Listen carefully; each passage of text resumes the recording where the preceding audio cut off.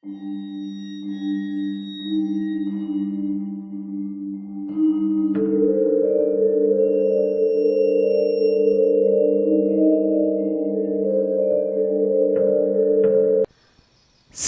නින්දට වැටුණු බව දැකපු ගෙදර අය සැනසුම් සුසුම් හෙළුවා.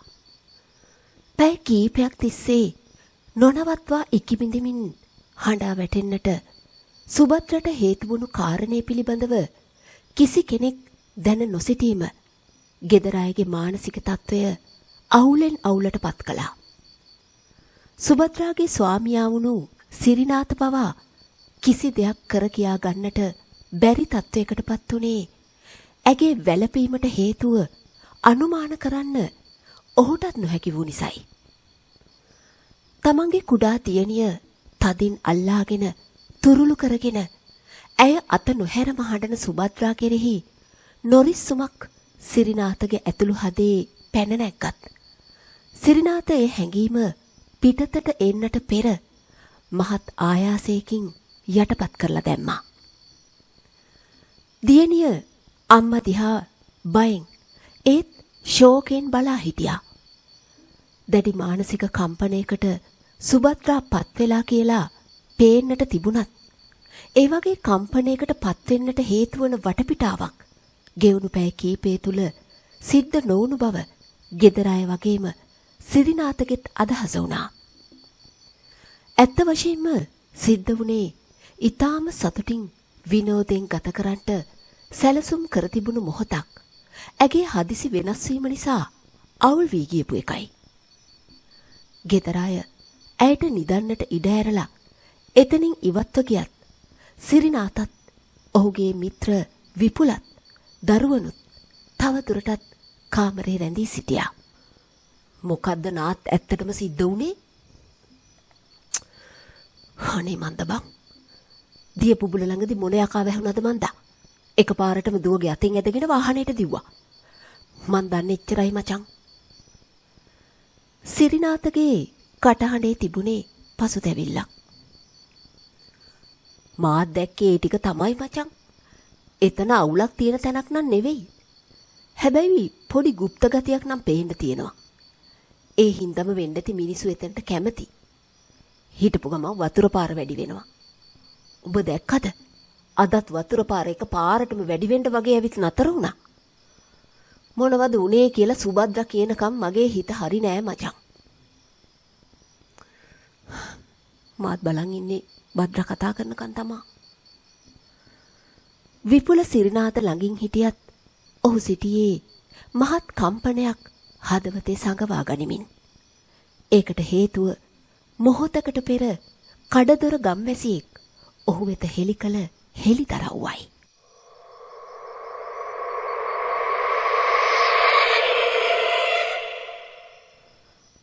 මහත්තෙලා බේරිලා තියෙන්නේ 99 නොවැ. ඔයි දිය බුබුලේ හැම අවුරුද්දකම පොසොන් මහේ පුර පෝය ගෙවෙන්ට කලියෙන් බිල්ලක් ගන්නවා. මේ ගංකොරේ අය ඒ කාලෙට දිය බුබුලේ පැත්ත බලන්නේ නැහැ. මේ ගෙවෙන්නේ පුර දවස් නොවැ. ගැමියාගේ කතාව අහපු විපුලගේ උගුරකට වේලිලා ගිහින් ඇඟේ හිරිගඩු දැම්මා. තමන්ගේ මිත්‍රයාට තමන් අතින් වරදක් වුණාද කියන හැඟීම විපුලගේ හිත දවාලුවා. ඒත් ඒ පසුතැවිල්ල අතරතුර පවා ඔහුට සැනසුම් සුසුම් හෙළුනේ කාටවත් අනතුරක් නොවීම නිසායි. ඒ වුණත් සුභද්‍රට කිසියම් අනතුරක සේයාවක් දැනුණද කියන්න ඔහුට විසඳා ගන්නට බැරි ගැටලුවක්. දියබුබුල ළඟදී දියණියගේ අතින් ඇදගෙන කෑ ගසමින් දුවගෙන ගිහින් වෑන් රථයට වැදී දොර වසාගත් සුභද්‍රා දුටු විපුල මේ ඕදිටමක් වෙලාද? තමන්ගේ බිරිඳ රෝහිණීගෙන් එසේ ඇසුවත් ගැමියාගේ කතාව ඇසූ පසු විපුල මහත් අසීරුතාවයකටපත් වුණා. ගැමියාගේ කතාව අසා සිටි රෝහිණීගේ බැල්ම තුල පවා තිබුණේ යමක් වටහාගත් ස්වරූපයක්. සිරිනාත ළඟින් වාඩි වෙලා හිටියත් කිසිවක් පවසා තම මිතුරා අස්වසාලීමේ හැකියාවක් විපුලට තිබුණේ නැහැ. නිවසේ රජ කරන්නට වුණේ දැඩි නිහඬතාවයක්. පැය කීපයක නිින්දෙන් පස්සේ අවදි වුණු සුභද්‍රා දැස් හැර වටපිට බැලුවේ තමන් ඉන්නේ කොහෙද කියන එක නිනව් නැති නිසායි. තමා අසල වැතිරී නිදාගෙන සිටින දියණිය දුටු වහාම සුභද්‍රා තිගැස්සුණා. මොහොතකින් සිදුවිය හැකිව තිබුණු මහා විපතක් වළක්වා ගත්තත් ඉන් ඇති කරන ලද බය සහ සන්ත්‍රාසය කිසිම දිනක තමන්ගේ මතකයෙන් බැහැර යන්නේ නෑ කියලා ඇය හිතුවා. කිසිවක් නොදන්නා තම අහිංසක දියණිය මොහොතකට පෙර ජීවිතයත් මරණයත් අතර කෙස් ගහක පරතරයකින් සිටි බව සිහි වෙනකොට සුභද්‍රාගේ ගත දහඩියෙන් තෙමී යනවා. පෙර කළ මහා කුසල කර්මයක් ඉදිරිපත් වී තමන්ගේ දියණියගේ ජීවිතය මීට මොහොතකට පෙර රැකදුන් බව සුභද්‍රාගේ විශ්වාසයයි. ඇය සිදු වූ සියල්ල පිළිවෙලින් ගලපන්නට උත්සාහ කළා.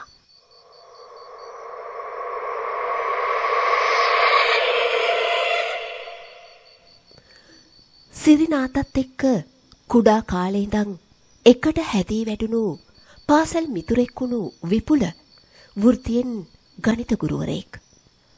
ඔහු කුරුණෑගල ප්‍රදේශයේ පිටිසරට වන්නට පිහිටි කඩදොර මහාවිද්‍යාලයේ ගුරුවරයෙක් ලෙස පත්ව ආපු දිනේ සිටම කඩදොර ගම්මානයේ සුන්දරත්වයට වශී වෙලා ඒ අසිරිය විඳ ගන්නට එන්න කියා සිරිනාතට නිතරම ඇවිටිලි කළා. තමන්ගේ ප්‍රාණ සම මිත්‍රයාගේ ඉල්ලීම පිළිගත්තු සිරිනාත එළඹුණු දීර්ඝ සතියන්ත නිවාඩුවේ තමන් පැමිණෙන බව විපුලට දැන්නුවා. කුඩා කාලේ පටන් පැවතු මිතුදම නිසා ඔවුනොවුන්ගේ පවුල් අතර වූ බැඳීම හේතු කොටගෙන සිරිනාතගේ මව පියා සහ සහෝදරියත් මහත් කැමැත්තෙන් සිරිනාතලත් එක්ක ගමනට එක්වුණා. ඊයේ මධ්‍යහනේ කඩදොරට පැමිණි සිරිනාත ඇතුළු පවුලේ අය විපුල සහ ගෙදර අය එක්ක මහත් ලෙන්ගතුකමින් පිළිගත්තා. උණුසුම් සත්කාර අල්ලාප සල්ලාප මැද ප්‍රීතිමත් හෝරාවන් ගෙවී යමින් තිබුණා. විපුලගේ සහෝදරිය ශාන්තා පැමිණ සිටි පිරිස සතුටු කළ හැකි තවත් ආගන්තුක සත්කාරයක් පිළිබඳව තමන්ගේ සොයුරට මතක් කළා.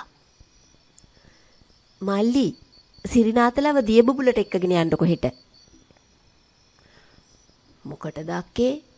අපේ වත්තේ අතින් අරන් නාන්න පුළුවන් ලිදක් තියෙන්නේ. ඒ වුණාට මල්ලි එච්චර දුර ඉඳන් මෙහෙ ඇවිත් දියබුබුල නොබලා ගිහින් කොහොමද? මිනිස්සු කොච්චර දුර ඉඳන් එනවද ඒක බලන්න. මොකක්ද අක්කේ දියබුබුල කියන්නේ? දියබුබුල කියන්නේ මල්ලි හරි අමූතු ලස්සන තැනක්. කඳු කැටයක් වගේ ගල්තලාවක් තියෙනවා. ඒක මුදුනේ කුහර දෙකකින් පෙන දදා වතුර පහළට ඇදගෙන වැටෙනවා. ඒ කුහර දෙකට වතුර ලැබෙන තැනක් පේන්නවත් නැහැ. ගල්තලාවේ සමහර තැන්වල පඩි තියෙනවා. හරියට කවුරු හරි ඒවා කපලා හදලා වගේ. සමහර තැන් මට්ටම් ලෑලි වගේ උඩින් එන වතුර ගල පුරාම ඒකාකාරයට පැතිරිලා පල්ලෙහාට ගලනවා. පහළට ගලන වතුර පිරීලා ගල පාමුල දණක් විතර වතුර තියෙන පොකුණක් හැදිලා. මිනිස්සු අර පඩිපෙලේ වාඩි වෙලා නානවා. රේඩියෝ දනවා. මං නම් එතෙන්ට ගියාම කැමති නානවට වඩා බලන් ඉන්න. ශාන්තගේ විස්තරය දිය බුබුලට යන්නට කල පෙළඹවීමක් වගේ. ඉතින් විපුලේ අපි යමුකෝ. මේ හරිය ඉඳන් හුඟක් දුරද? එච්චර දුරක් නෑ මචං. පානමුල්ල හන්දියෙන් 70ක් විතර මොරහේන පාරේ ගිහින් වමට හැරිලා තව 4ක් විතර ඇතුළට යන්න ඕන. රූස්ස කැලේ. ඒ උනාට එහෙට යන වාහන හම්බ වෙනවා. මං ගිහින් තියන්නේ දෙපාරක් විතර. එහෙනම් මචං හෙට යමුද? සිරිනාත විපුලගේ වගේම තමන්ගේ පවුලේ අයගේ දිහා බලමින් එසේ ඇසුවා. හැම දෙනාම ඔළුව වනලා අනුමැතිය පළ කළා.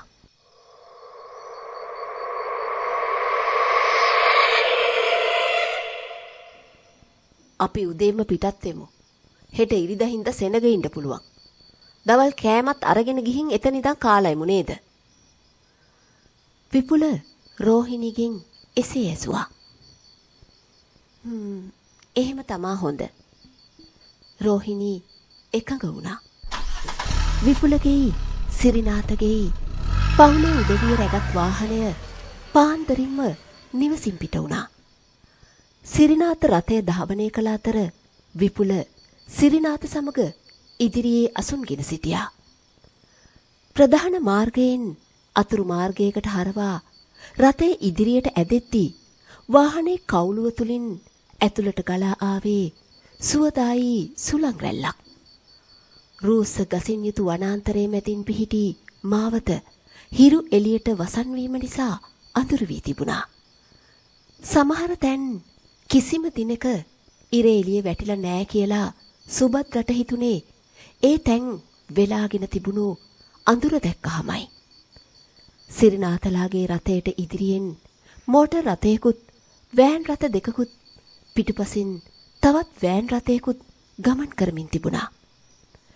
ඒ සියල්ලම දිය බුබුල බලා යන බව විපුල සිරිනාතට කියනවා සුබද්‍රට ඇහුණා. ගමනාන්තයට ළඟාවීමට පැය භාගයක් විතර ගත වුණා. ඇත්ත වශයෙන්ම දිය බුබුල දර්ශනීය තැනක්. සුබද්‍රා දිය බුබුලේ අසිරිය බලා සිටියේ පුදුමයෙන්. ශාන්තා කියපු විදිහටම මේක දකින්න නැතුව ආපහු ගමරට ගියා නම් අපරාධයක් කියලා සුබද්‍රා හිතුවා. සෝබාදහමේ තවත් එක් විශ්මිත නිමවුමක් දෙස සියලුම දෙනා ඉමහත් ආශාවෙන් බලා සිටියා. ශාන්තා කියපු විදිහටම විශාල ගල්තලාවේ ඉහළ පිහිටි කුහර දෙකකින් පෙන පිඩු නංවමින් මහා ජලකඳක් පහළට ගලා ආවා. ඈතට ඇසුනේ එහි හෝහඬ බව සුබද්‍රට හිතුණා. ජලය වැස්සෙන කුහර දෙකට ජලය ලැබෙන ආකාරය සොයා බලන්නට පසුගිය වතාවත් දෙකේම තමා උත්සාහ කළ බවත් එයට ඉඩක් නොලැබුණු බවත් විපුල සිරිනාතට කියනවා සුබද්‍රා අහගෙන හිටියා. අද try එකක් දෙමුද? සිරිනාත එහෙම කිව්වා. මේ විශ්මිත නිර්මාණය දිහා සුබද්‍රා තවදුරටත් පුදුමෙන් බලා සිටියා. පස් කන්දක ස්වරූපයකට ගල්තලාවේ මුදුනට ටිකක් පහළින් ජලය පිටතට ගලාගෙන එන කුහර දෙක පිහිටා තිබුණා. එය මෝටර් රථයක ඉදිරිපස ප්‍රධාන විදුලි ලාම්පු දෙක වගේ සුබද්‍රට හිතුණා. කුහර නොපෙනෙන තරම් විශාල ජල ධාරාවක් එතුලින් පිටට ආවේ පෙන පිඩු විසිරුවමින්. කුහර වලින් පිටට පැමිණෙන ජල ධාරාව දිහා බලා සිටින සුබද්‍රට මොකද්ද අමුත්තක් දැනුණා. කවුරු හරි එතුල ඉඳන් Taman දිහා බලාගෙන ඉන්නවා කියලා හැඟීමක් සුබද්‍රට දැනුණා. තමාට දැනුණු අපහසුතාවයෙන් මිදෙන්නට ඇය ඉවත බලාගත්තේ මනස්ගත කියලා Tamanටම මුමුණා ගනිමින්. ඉඳ ගන්නට වැතිරී ඉන්නට හැකි වෙන විදිහට ස්වභාවිකව සැකසුණු පඩි එහි අලංකාරය තවත් වැඩි කරලා තිබුණා. ඒ හැම තැනකටම එක විදිහට පැතිරෙන විදිහට කුහර දෙකෙන් වතුර වැස්සෙන ක්‍රමවේදය මොකක්ද කියලා හොයන එක වාරි ඉංජිනේරුවෙකුට පවා අසීරු වේවි කියලා විපුල සිරිනාතට කියනවා අහගෙන හිටපු සුබද්‍රා ඒක හිතින් අනුමත කළා. කාශ්‍යප රජුරුව හදපු එකක්ද දන්නේ නේද මචං? සිරිනාත hina වෙවි විපුලට එහෙම කියනවා සුබද්‍රට ඇහුණ නමුත් ඒට විපුල දුන් පිළිතුර ඇයට ඇසුනේ නෑ.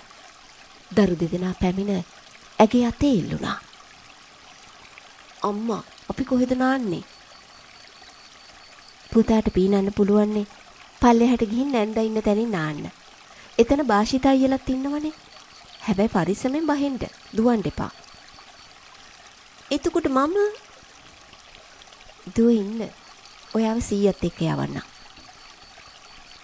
ඒ වන විටත් සුබද්‍රලා එක්කම දිය බුබුලට පැමිණි අනිත් වාහනවල හිටි පිරිස දිය බුබුලට ගොඩ වෙමින් සිටියා.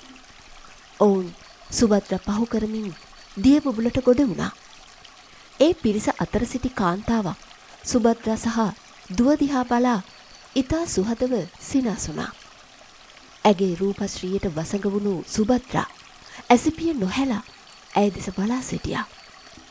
ඇය සමග සිනාසෙන්නට උත්සාහ කළත් මොකද්ද අමුතු හැඟීමකින් පෙනුණු සුභද්‍රට ඇගේ දෑසේ බැල්ම දැකපුරුදු එකක් කියලා හැඟී ගියා. සුභද්‍රා වහාම දිය බුබුලේ වතුර පිට කරන කුහර දිහා හැරිලා බැලුවා. ඒ කුහර තුලින් තමා දෙස බලා සිටිනවා කියලා තමාට හැඟුණු බැල්මත් මේ කාන්තාවගේ බැල්මත් දෙකක් නොවේ එකක්ම බව ඇයට මොහොතකට හැඟුණා. සුභද්‍රා කාන්තාව දිහා නැවතත් හැරී බලනකොට ඇය තම නඩයත් එක්ක ඉදිරියටම ගමන් කරමින් සිටියා.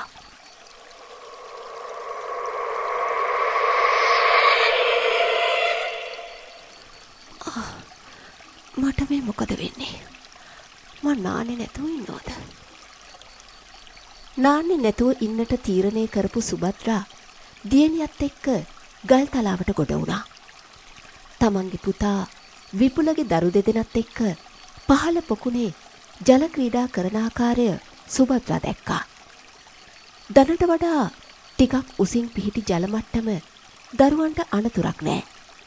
සිරිනාතගේ සහ විපුලගේ සොයුරියන් ගල් තලාවේ වාඩි වී ඉහළින් වැස්සෙන වතුරට හිස් අල්ලාගෙන සිටිනවා.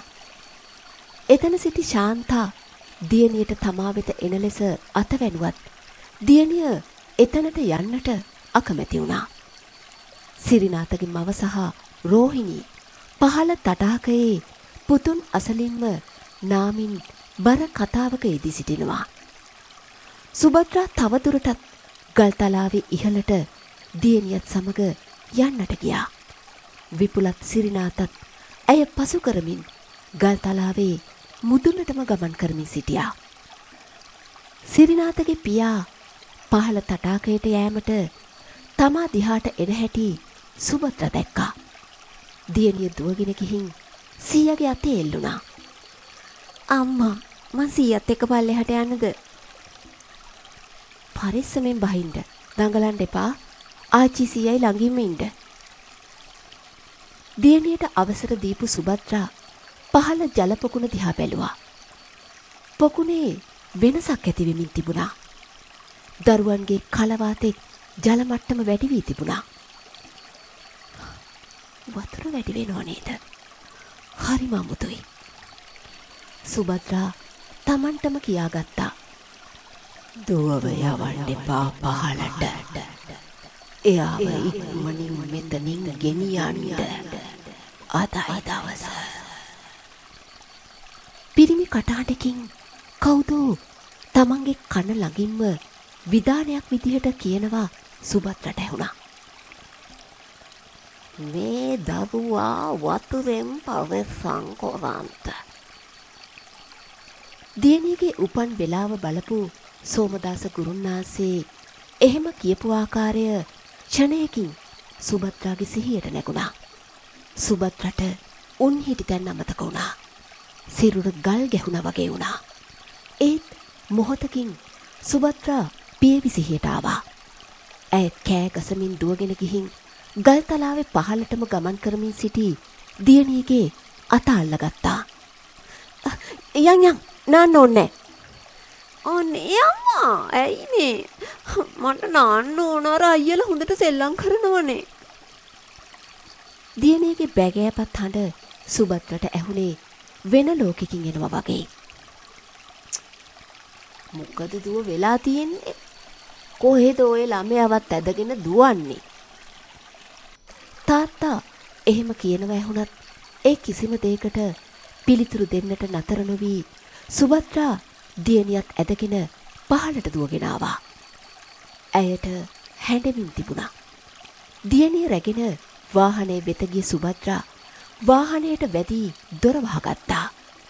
දියණිය තමන්ගේ ළඟින්ම වාඩි කරගත් සුභද්‍රා ඇයව දැඩිව තුරුළු කරගෙන හිටියා. සුභද්‍රා සිතුවිලි සයුරක අතරමං වුණා. ඇයගේ හෘද ස්පන්දනය වේගවත් වුණා. දියණියට ඇසෙන තරම් එය වේගවත්. තමන්ගේ මවට සිදුවිච්ච දේ අනුමාන කරන්නටවත් අපොහසත් වූ දියණිය තමන්ගේ සොහොයුරත් එක්ක වතුරෙන් නටමින් ප්‍රීති වීමට තිබුණු අවස්ථාව අහිමි වීම ගැන ශෝක වුණු අතර මව සමග කෝපයටත්පත් වුණා. අම්මා හරි නරකයි.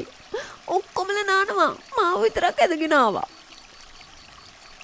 දියණියගේ නෝක් කාඩුවට පිළිතුරු දෙන්නට සුභද්‍රට සිහියක් නැහැ.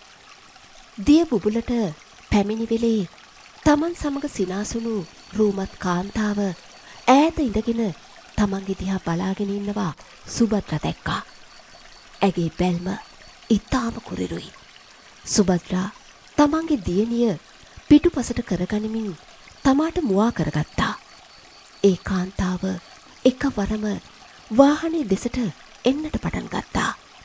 ඒ දුටු සුභද්‍රාගේ උගුරකට වියලී ගියා.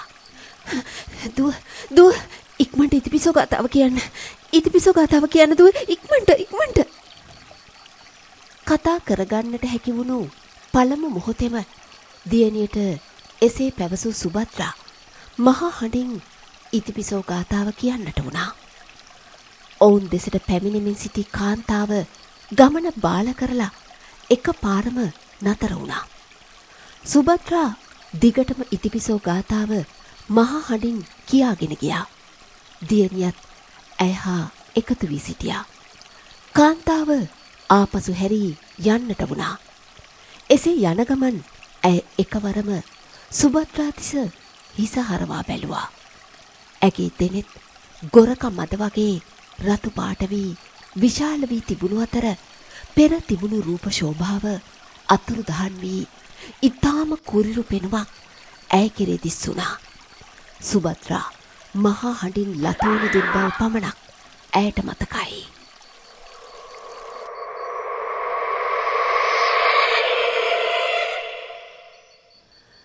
සිහි කල්පනාව එන විට විපුලගේ නිවසේ ඇඳක් මත සිටියත් ඇයට එහි පැමිණි ආකාරය පිළිබඳව කිසිම කල්පනාවක් නැහැ. තමා මුහුණ දුන් භයංකාර සිදුවීමත් අහිංසක දියණියගේ ජීවිතයට එල්ල වූ මාරක තර්ජනයත් මගින් ඇති කළ කම්පනයත් සමනය වනතුරු තමා නොකඩවා හැඬු බව ඇයට මතක් වුණා. මොහොතකට වටපිට බලන විට සිරිනාත දැස් පියාගෙන බර කල්පනාවක සිටිනවා සුභද්‍රා දැක්කා. නාත් තිගැසී දැස් හැරබැලූ සිරිනාත තමන්ගේ බිරිඳ සාමාන්‍ය පෙනුමෙන් යුතුව සංසුන්ව සිටිනාකාරය දැක සැනසුම් සුසුමක් හෙළුවා. දෙයනේ භද්‍රා, ඔයාට මොකද වුනේ? අපි සේරම හොඳටම බය වෙලා ඉන්නේ. නාත්, ඔයාට මතකද අර ගෑනු කෙනා? මොන? ඇයි අර අපිට ඉස්සරහින් ගිය වෑන් එකේ කාණ්ඩෙත් එක්ක හිටිය ලස්සනම ගෑනු කෙනා? කොහෙද අනේ ඒ වාහනේ ගෑණියෙක් ආවේ? ඒ වාහන තුනේම ආවේ පිරිමි විතරයිනේ. ඒ කියන්නේ එයාව ඔයා දැක්කේ නැද්ද නාත්? ඒ ගෑනු කෙනා අපි ගල උඩට නගින්න යනකොට මායි දුවයි එක්ක හොඳටම hina වුණා. පුදුම ලස්සන කෙනෙක්. ඒ වුණාට හරිය අමුතු ඇස් දෙකක් තිබුණේ. මං දුවව ඇදගෙන වෑන් එකට දුවගෙන ආවට පස්සේ අපි දිහා ඕරවම් බලන් හිටියා. ඇස් දෙක ගිනි බෝල වගේ. මං හොඳටම බය වුණේ ඒකට. ඉතින් ඔයා මොකටද දුවව ඇදගෙන වෑන් එකට දිව්වේ? නාත්, කවුද මගේ කනට ලං වෙලා කිව්වා දරුවා අරන් මෙතන ඉක්මනට යන්න අදයි දවස කියලා. මං ඒක ගැන හිත ඉන්නකොට මං දැක්කා පල්ලෙහා වතුර අමුතු විදිහට වෙනස් වෙවි වැඩි වෙනවා. ඒකම මට මතක් වුණා නාත් ඒ කටහඬ අපේ සීයාගේ නේද කියලා. සෝමදාස මහත්තයාත් කිව්වනේ දුවට වතුරෙන් අගුණයි කියලා. ඒක තප්පරේට මට ඔය ඔක්කොම මතක් වුණා. මං දරුවා ඇදගෙන දුවගෙන ආවේ ඒකයි. අනේ එහෙම නොවෙන්න මගේ දරු පැටියා. අඬන්න එපා භද්‍රා. අපිට ඒ වගේ දේවල් කවදාවත් සිද්ධ වෙන්නේ නැහැ. මොකද අපි දෙන්නවත් අපේ දරුවවත් කවදාවත් කුරා කූඹියෙකුටවත් වරදක් නොකරන හන්දා. අපේ දරුවෝ දෙය බුදුන් රකින්නවා. සිරිනාත සුභද්‍රව අස්වැසුවත් සිරිනාතගේ හිතටත් බය ඒ විදිහටම ඇතුළු වෙලා තියෙන බව ඔහුට දැනුණා.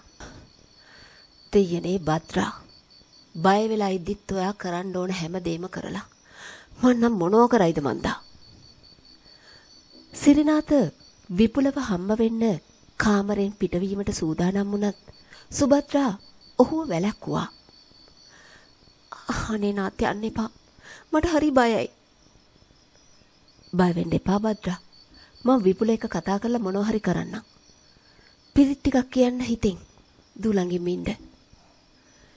සිරිනාත විපුලව හොයාගෙන යනකොට ඔහු නිවස ඉදිරිපිට කඩුල්ල අසල සිට ගම්වැසියන් දෙදෙනෙකු සමග කතා කරමින් සිටියා. සිරිනාතත් ඔවුන් වෙත ගියා. විපුලේ මාර වැඩක් නෙවෙලා තියෙන්නේ. සිරිනාත එහෙම කිව්වේ විපුලගේ උපදෙස් අපේක්ෂාවෙන්. මචන් නාත් මේ ඉන්නේ අපේ ඉස්කෝලේ හිටපු ලොකු මහත්තයාගේ පුතා රන්මල්. මේ ඉන්නේ ගුණේරිස් මාමා. මේ ගමේම අය. අපි ඉතින් මේ ගමට අලුත් අයනේ. මම මේ දෙන්නගෙන් විස්තර ඇහුවා. මේ ඉන්නේ සිරිනාත. මගේ ඉස්කෝලේ යන කාලේ ඉඳලම හොඳම යාළුවා. නාත් මොකද්ද කියාගෙන ආවේ? සිරිනාත සුභද්‍රා විසින් ඔහුට පැවසූ විස්තරය තිදෙනාටම පැවසුවේ ඔවුන්ගෙන් උපදෙසක් බලාපොරොත්තුවෙන් පමණක් නෙවෙයි. හිතේ ඇති වුණු පීඩනය සැහැල්ලු කර ගන්නටත් ඔහුට උවමනා වුණා. කතාව අහපු විපුලගේ දැස් විශාල වී මූණ සුදු මෙලි වුණා. ගම්මුන් දෙදෙනා මූණෙන් මූණ බලාගනිමින් ඔළුව වැනුවේ ඔවුන්ට කිසිවක් අවබෝධ වීමෙන් යයි සිරිනාතත් විපුලත් කල්පනා කළා. මහත්තයා දෙවි කෙනෙක් හරි මහත්තයලාට පිහිට වෙන මලගිය ඇත්තෙක් හරි අද දරුවා බේරගත්තා කියලා හිතාගන්ට කිසි කෙනෙක් බේරුන්නේ කවදාවත්. ඒ විතරක් නෙවෙයි දැරිවියන්ගේ මිනියවත් හම්බුනේ නැහැ. මේ ගමේ කවුරුවත් නෑබුල් ගැටි සියන්ව දිය බුබුලට ගෙනිච්චේ නෑ මට මතක ඇති කාලෙක. විශේෂයෙන් පොසොන් මහේ. මේ ගෙවෙන පොසොන් මහ තමා නරකම. අනේ ඒ දරුවටත් අම්මටත් රත්නත්තරේ පිහිටයි. ගුණේරිස් මාමගේ හඬ කරුණාබරයි. මහත්තයා මෙහෙම් පිටවෙන්න ඉස්සර පොඩි ආරස්සාවක් කරගෙනම යන්න. කාරිනාව වැරදුන හන්දා දිය බුබුලේ ඇත්ත නොරොක් වෙලා ඇති. දරුවයි අම්මයි තනි කරන්න එපා. ගුණේරිස් තව දුරටත් එහෙම කිව්වා. ඔව් විපුල. ගුණේරිස් මාමගේ කතාව ඇත්ත. මේ වෙලාවේ නොපෙනෙන බලවතුන්ගේ ආරක්ෂාව ඕන කරන වෙලාවක්. බය වෙන්න එපා. අපේ අප්පච්චි උදව් කරයි. මං එක්ක එන්නම්. රන්මල් ස්වේච්ඡාවෙන්ම ඉදිරි කටයුතු වල කොටසක් බාරගත්තා.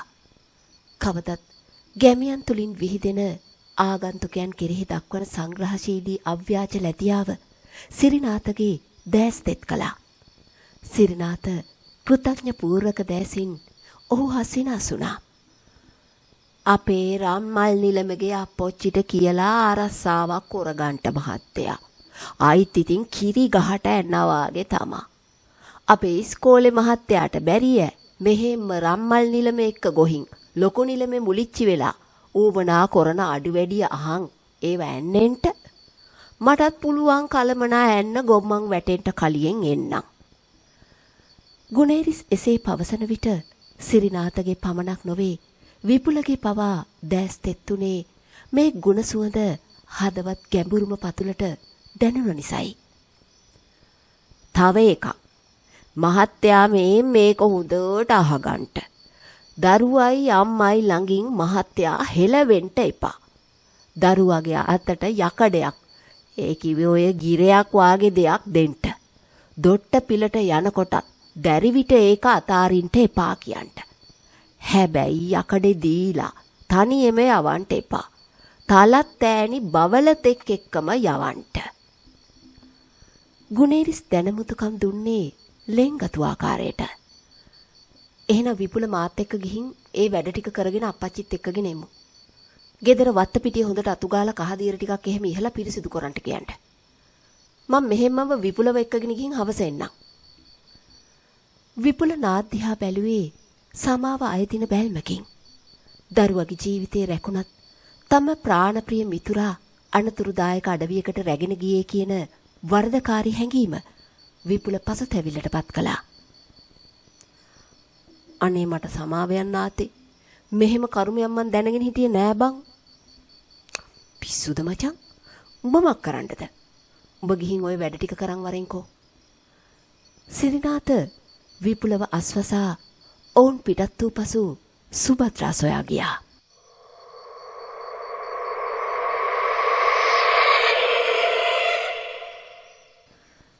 දියණිය තුරුළු කරගත් සුභද්‍රට නැවතත් නිින්ද ගිහින් තිබුණා. ගැමියන්ගේ කතා සුභද්‍ර අසා සිටියානම් ඇය කුමක් කරාවිද කියලා නාත් කල්පනා කරා. මව්වරු ජීවිතේ දෙවෙනි කර දරුවන් රකින්නට ඉදිරිපත් වීම සදාතනික ධර්මතාවයක් නොවේද කියලා සිතමින් ඔහු නිදන දියණියත් බිරිඳත් දෙස බලා සිටියා. මේ තමා ඉදිරියේ සිටින්නේ තවත් එබඳු උත්තමාවියක් නොවේද හිතනකොටම සිරිනාතගේ සිතේ සුභද්‍රා ගැන ඇති වුණේ ඉමහත් සෙනෙහසක්. පහත් වී සුභද්‍රාගේ නළලත මෘදු ලෙස සිපගනිමින් ඔහු තම දයාබර හැඟීම ඒ විදිහට පිට කළා.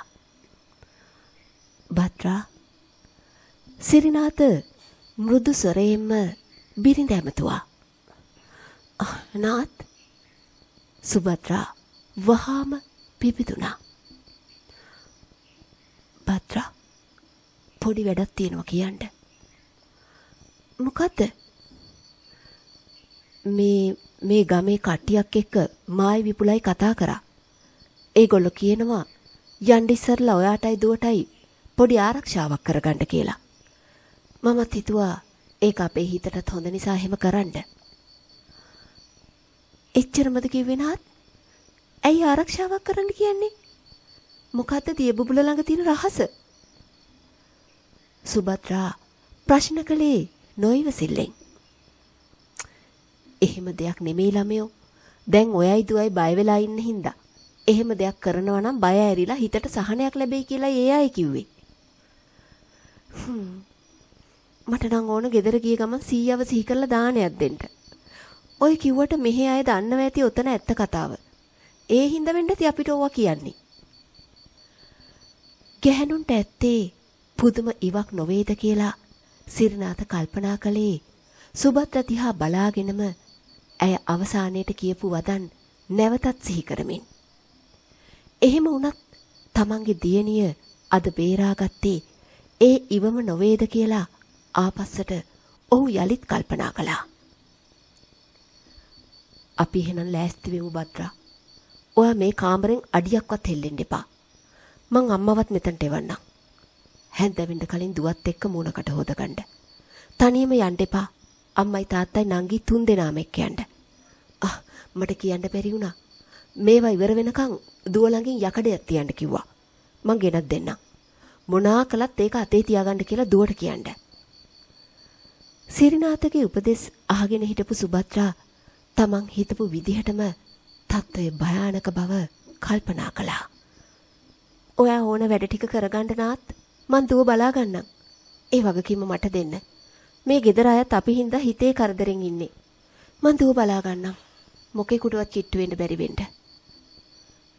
සුභද්‍රා එසේ පැවසුවේ ස්ථීර හඬින්. මං දන්නවා භද්‍රා. මට තියෙන සැනසීමත් ඒකම තමයි.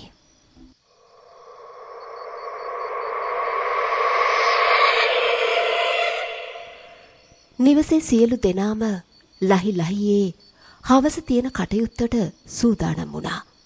නිවස තුලත් වත්තේත් ඇති කුණුරුඩු අතුගාලා පිරිසිදු කරලා කහදියර ඉසින කාර්ය සිරිනාතගේ සහ විපුලගේ පියවරු එකතු වී සිද්ධ කළා.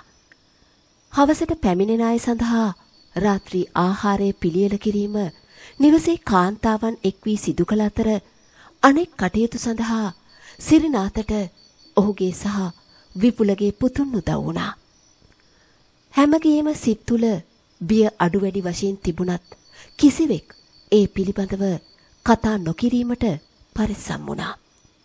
විපුල එන්නට ප්‍රථමව ගුණේරිස් සහ ඔහුගේ බිරිඳ අවශ්‍ය කලමනා සහ එළවලු මල්ලකුත් රැගෙන නිවසට ගොඩ වුණා. පළපුරුදු කාරියකමෙන් ගුණේරිස්ගේ බිරිඳ කෙලින්ම මුළු තැන්ගෙට ගොස් නිවැසි කතුන් හා එකතු වුණා. සිරිනාත ගුණේරිස් පිළිගත්තේ මහත් ලෙන්ගතුකමකින්. කොහොමේ මහත්තයා කටයුතු ලෑස්තිද? දන්න විදිහට කළා මාමේ. අඩුපාඩුවක් තිබුණොත් මාමලාවම අහගන්නවා කියලා.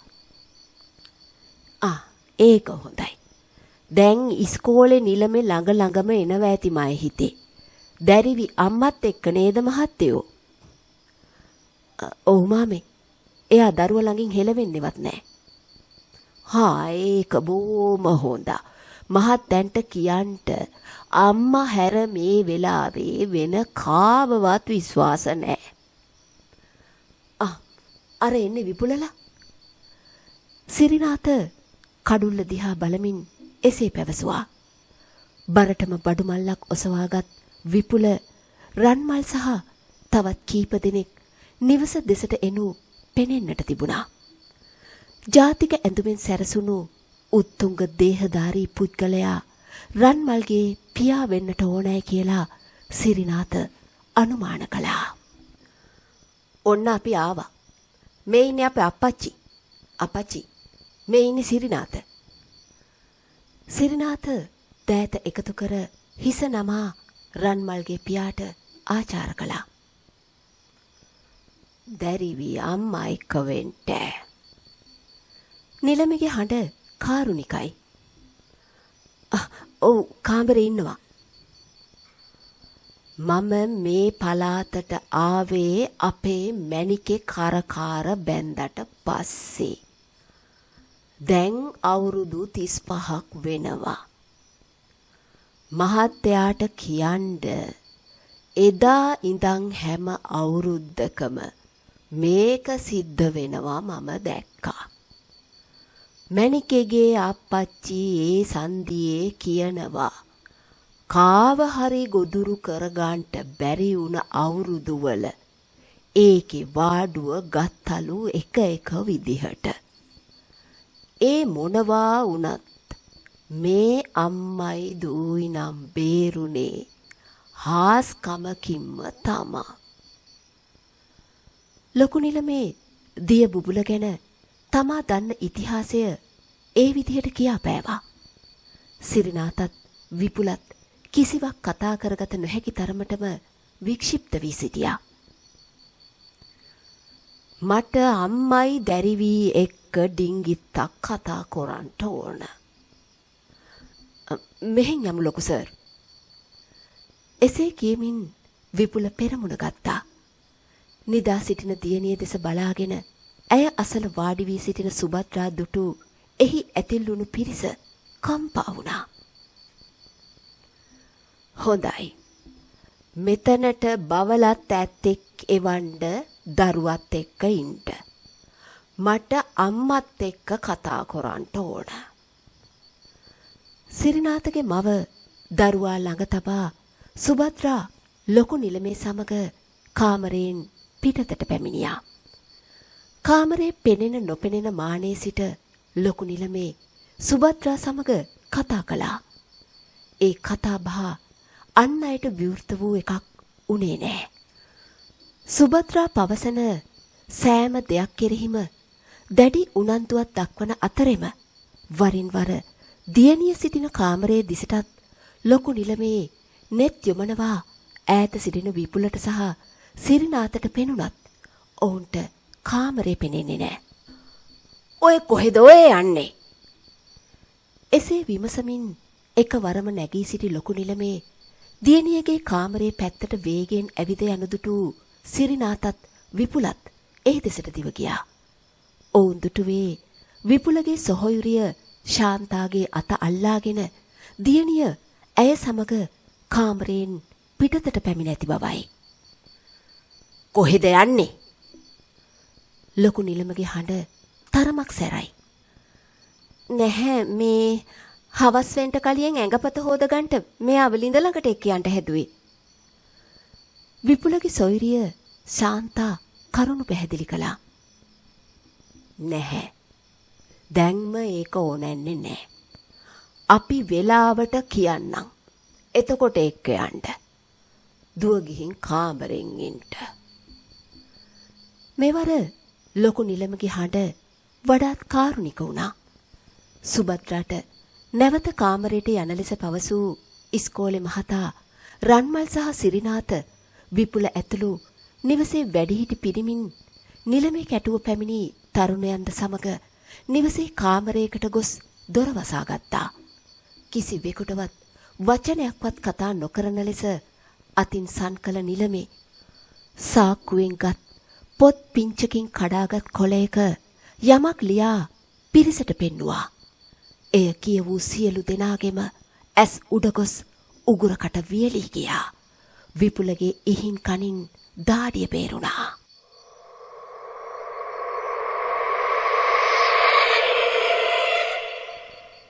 දැක්කනේ තත්වය කොහොමද කියලා. ඒ හන්දා කට්ටිය මම කියන දේ හොඳට අහගෙන ඒක කරන්න ඕන. මම කියන දේ විතරයි කරන්නේ. තේරුණානේ? කවුරු මොනවා කිව්වත් එව්ව කොච්චර හොඳ වගේ පෙනුනත් මම කිව්වේ නැත්තම් ඒක කරන්න බෑ. ඇහුණනේ? හැමදෙනාම ඔළුව වැනුවේ තමන්ට පැවරෙන රාජකාරී කුමක් වුවත් එය ඉටු කරන්නට එකඟතාවය පළ කරමින්.